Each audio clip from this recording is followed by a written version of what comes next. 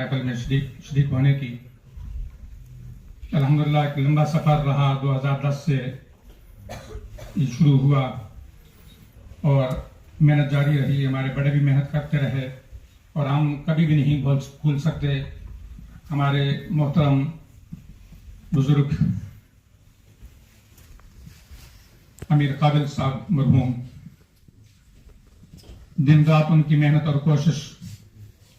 और मुझे याद है कि जब वो उनकी कहीं कोई अपॉइंटमेंट लेते थे, जिस दिन मैंने नमाज यहाँ पढ़ानी होती, मैं वो पूरा दिन वहाँ बाहर होते, मसाजिद के अंदर अपीलें करना, रात को देर तक लगे रहना, फिर घर जाकर के भी उनकी यही सोच कि किस तरह ये मस्जिद बन जाए।